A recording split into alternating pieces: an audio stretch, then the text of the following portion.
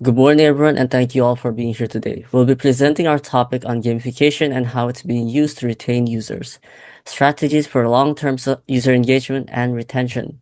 Now, before we begin, let me ask you something to think about. How many apps did you open today just because you were reminded about a daily streak, a reward, or points today you didn't want to lose? That feeling, that little pull to come back is exactly what we're going to unpack today. Over the next 10 minutes, we'll take you from the core concepts through the psychology that drives it all the way to the real elements platforms use to keep us coming back. So, this is our central question. How are modern digital platforms using gamification to keep their users engaged and loyal over the long term? It's become one of the most powerful retention strategies in today's digital economy, and we'll see it's not just about tricks or gimmicks, it's about psychology. First, let's meet the team. A quick introduction. I'm Harani Mizaldafa, student ID 26022211746 from Information System News Online. And I'll let my partner introduce himself. Yeah, my name is Iksan Mahmududin, and my ID is 26021744730, also from Information System at Business Online. So we'll be sharing the presentation between us today. Thank you for the introduction. Now, first, let's start with the learning outcomes. We have three learning outcomes today. First of all, we have the fundamentals, understanding what gamification really is, its core principles, and its functions. Second, we have success factors, identifying the factors that actually determine its long-term success. And third, implementation, finding the best ways to apply gamification for specific cases. Think of these like as a journey. We start with what it is, move to why it works, and finish with how it's being built. And by the end, you'll be able to look at any app and recognize the gamification at play and the strategies they're using. Market context. Let's see the state. India's digital economy is growing at a remarkable speed. We are projected to reach 73 million users by 2025. That's an enormous market, but it's a challenge because platforms when every platform offers similar products for similar prices, simply existing no longer keeps users. This creates three challenges: intense competition, where e-commerce and social commerce platforms are in a constant battle for market share; novelty loss, users grow bored when they feel user features are repetitive and nothing new excites them; and psychological fit. Features have to connect with users, deeper motivation, and not just their wallets. The strategy that addresses all three at once: gamification, building genuine emotional engagement and sustained active behavior. So, what is gamification? Let's define it clearly. Gamification is the use of game design in elements in non-game contexts to influence behavior and boost engagement through both intrinsic and extrinsic motivation. The key phrase there is no game contexts. We're taking what makes games so compelling and applying it to shopping, learning, or finances apps.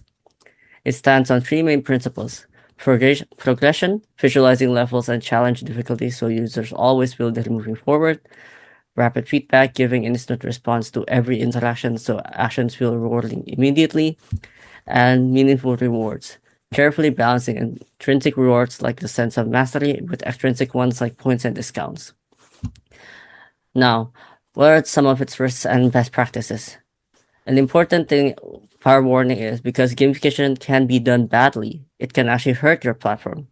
It has to fulfill psychological needs, not just hand out points, or it will backfire. And here is some things to avoid: over reliance on rewards. If you flood users with extrinsic points, you can actually erode their trust and their extrinsic motivation. They start chasing points, not enjoying the game or the product. And loyalty fades the moment the reward stops. Forced or repetitive design, gamification that feels gimmicky or bolted on triggers the same novelty loss we mentioned earlier. And finally, best practice: always start from genuine psychological needs, keep rewards meaningful, and make sure any social interaction is fun and not just a chore. The goal of gamification. So, with those in mind, what's the actual goal? Fundamentally, it's to build emotional engagement and sustain behavior that overcomes market saturation. And that's through two concrete outcomes: retention and loyalty, increasing what we call continuous intention and building loyal long-term brand loyalty. And secondly, transaction drive, extending the time users spend in the app and encouraging repeat purchases through reward elements. In short, keeping them engaged, keep them coming back, and keep them transacting. Now look at some examples. These are structured elements that turn psychological motivation into action engagement. First, we have points and coins. These are progress indicators that carry real economic value like shopping coins or GoPay rewards you can spend. Then we have badges, visual representation of milestone that build the user's sense of self-efficacy that feels that feeling of I accomplished this. And we have leaderboards which tap into social competition and peer-to-peer comparisons. Recurring visits, exactly like Duolingo sorry. And then we have daily attendances. The daily check-ins mechanic that builds habit and drives recurring visits, exactly like Duolingo's famous streak. We recognize all of these instantly because they're probably in every app in your phone right now, and that's precisely the point. Because they work. Now for the next part will be done my partner. Okay, so, but here's the deeper question. Why do this element work? The answers come from psychology, specifically from self-determination theory, or SDT. It tells us the sustainable engagement comes from satisfying three core human needs. The first one is autonomy, the need for the control and choice in gamification. That means letting users pick their own challenge, quests, or reward paths so they feel in charge. The second one is competence. They need to feel capable and skilled here, clear goal and immediate feedback. So it's the example is like progress bar points, level ups. So this will makes the user feel they are mastering something. So the third one is relatedness, the need for social connection. So this is delivered through social leaderboards, community challenge, and sharing features. When a platform satisfies all three these needs, engagement stops being something you have to push. It becomes self-sustaining. That's the secret behind every sticky app you use. Okay. And here's what makes this is so powerful for business. So SDT isn't just abstract theory, it's something we can actually measure as a behavioral proxy. The satisfaction of those three needs, autonomy, competence, and relatedness, acts as a leading indicator for overall user engagement. In other words, if these three needs are being met, engagement is likely rising. As a loyalty predictor, high SDT fulfillment scores correlate with the higher continued use intention and stronger platform loyalty. This gives us a real measurement framework. The core KPI is the psychological need satisfaction score, and it breaks down into three metrics: an autonomy metric measuring perceived freedom of choice, a competence metric tracking how effective the feedback loops are, and relatedness metric evaluating how social interaction breeds motivation into loyalty. So we can move from gut feeling to actual data.